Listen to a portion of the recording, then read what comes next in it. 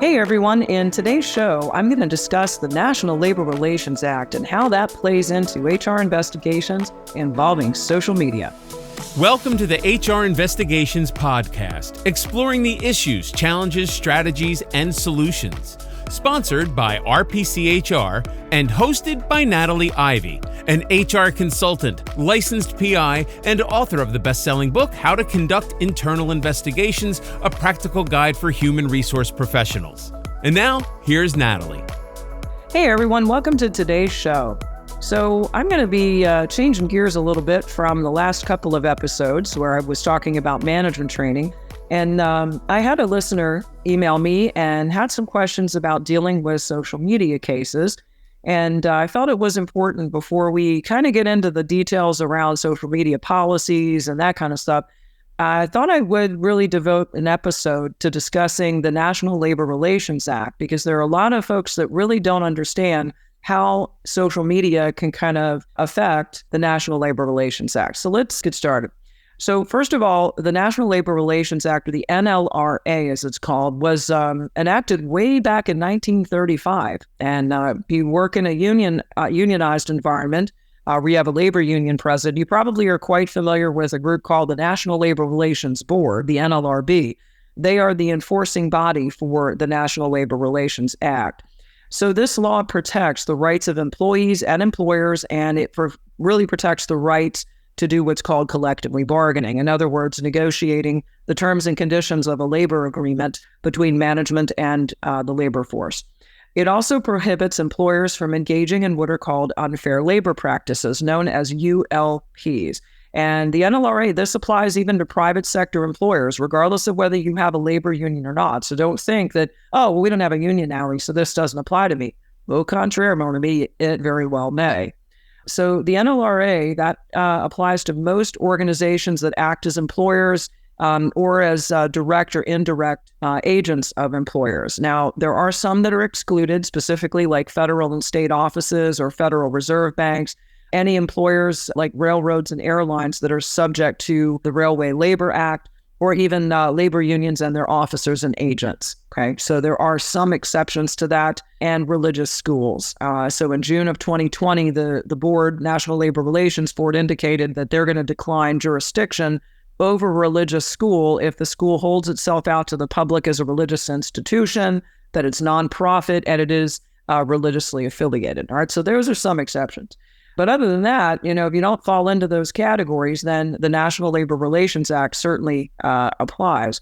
So how does this really tie in with social media? Well, under Section 7 of the National Labor Relations Act, it states that employees are allowed to engage in what are called concerted activities. Well, what does that mean? It means when two or more employees are really taking action for their mutual aid or protection regarding terms and conditions of employment. Like two employees are grumbling about their pay. They say, well, this really sucks. We should be making another $3 an hour, shift differential for third shift. Or they complain. They just really don't like the new software that the company just implemented. They think it was a stupid decision. And okay, they're allowed to grumble about that kind of stuff. And that means they can also talk about their pay. All right. So this typically applies in, imagine a big, like an automotive plant, or you have a big manufacturing environment, employees that work in an assembly or at equipment operation stations, and they're grumbling with one another. They're working, but they're just kind of grumbling and grousing about their pay or their working conditions and so on. That's typically what we consider is concerted activity. That is their protected speech. Well, certainly with the development of all of the various social media sites that we have today, that certainly became a subject of controversy. And there was, a lot of subsequent litigation, especially in the early days of people really taking to Facebook. So fast forward to the current 2023 environment that we are in. A couple of things that I want you to really, think about. Number one is if you have a policy in your employee handbook about social media, that's a good thing. Having a policy that explains the do's and don'ts of posting, where employees cannot post threatening messages, they can't be harassing someone and so on. But you also have to be very mindful, though, that your policy should have something in there that in no way is it restricting employee speech under Section 7, and that if they are engaging in concerted activity, but it happens to be on social media, that's okay. In other words, let me explain. If you have an employee who goes out there and complains about their pay, maybe they just got their performance review and they just received a raise, and the raise was, let's say, only 3%, and they really felt they were deserving of 5 or 6, and they went out and complained about it, and now the manager is frustrated and annoyed, and maybe the employee said a few unkind words also about said supervisor. So said supervisor's having a knee-jerk reaction to that and really wants to fire the employee.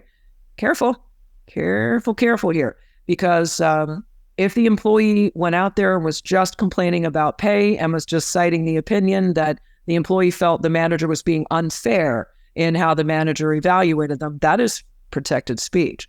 Now, if they crossed the line and they made some really threatening remarks about the manager, they harassed, or they were in some way violating your code of conduct with the way that they were stating things, or if they said, let's say, some very defamatory things, defamatory meaning libelous, where they were saying things about the manager that are patently false, okay, that's a very different thing.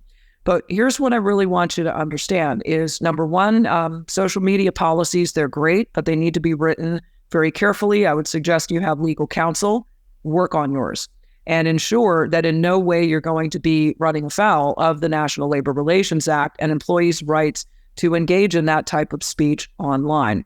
The other thing you should really be careful about is having policies regarding confidentiality. I've seen a lot of small businesses have this type of policy because I understand the drama that it creates when employees discuss what they make per hour. Then you get everybody riled up. Well, why does he get that much? Or why does he get that much? And then, on and on it goes. So they like to have these policies, confidentiality policy, that you're not allowed to talk about your pay. All right. Well, what did I just say about Section 7 of the MLRA? It does also apply to those of you who are non-union. So yes, I'm speaking about a lot of you that are smaller businesses. Your employees are allowed to talk about what they make. So if you have a policy in your handbook that says that they must keep their pay confidential, you can't do that. You are restricting their protected speech under the NLRA because that is called concerted activity. They're allowed to do it. The other things that they're allowed to talk about are certainly safety issues. They can talk about working conditions. They can discuss work schedules and, all of those kinds of things they are allowed to discuss. A couple of other things that I want to point out about social media. There are a lot of times supervisors get really, really upset about posts. And I've dealt with a number of these, and sometimes depending on what an employee posts, it will trigger an investigation because, some of the things they may have said are really, very salacious. They may be very defamatory, and it requires certainly a subsequent investigation. But one of the first things that I think is really important, and I discussed this when I was discussing management training in my last 2 episodes, this is also something that needs to be included in management training, is to help supervisors understand that maintaining composure today is absolutely essential. A knee-jerk reaction because an employee posts something to social media and causes the manager to immediately try to retaliate, that's going to cause you to step on some legal landmines. So I really think it's important that you train your supervisors on your social media policy so they have an understanding of what they are supposed to do to enforce it. The other thing that's important is from an investigative standpoint is once they become aware of, let's say, certain posts, is preserving that. Always get the URL. If you go back out after a manager said, hey, this is what I saw on Facebook, and then you go try to find it, it could be the proverbial needle in a haystack. So always get the URL. I would ask them to print out a hard copy of it. That way it's also preserved in the event someone took it down. But then it's going to shift into, how do you know that the employee has violated your policy? Well, that's going to be, and it depends. It's going to be really looking very specifically at what was posted, what were the words that were used, what were the phrases that were used, did the employee identify themselves? Did they specifically say, something that really was patently false that would be defamatory? Were they threatening? Did they engage in harassment? Did they make note of any protected characteristics? Like, did they make some remarks that were like racial slurs or slurs regarding someone's national origin or religious faith? You see, there's a lot of elements to it. Just because someone was citing their opinion out on social media it doesn't necessarily mean they violated your policy. So what you've really got to do here is evaluate, is it Section 7 concerted activity protected under the NLRA, or is what they just posted pretty gnarly and it has violated our policy? In a future episode, I will delve into social media a little bit more, but hopefully this episode has at least given you a heads up that you need to take a look at your social media policy, and you also probably need to do a little bit more of that management training to teach supervisors what the do's and don'ts are out on social media. And by the way, I would strongly encourage your supervisors not to friend their employees. All right, so that's it. Until next time, I look forward to seeing you back at another HR Investigations podcast. See ya.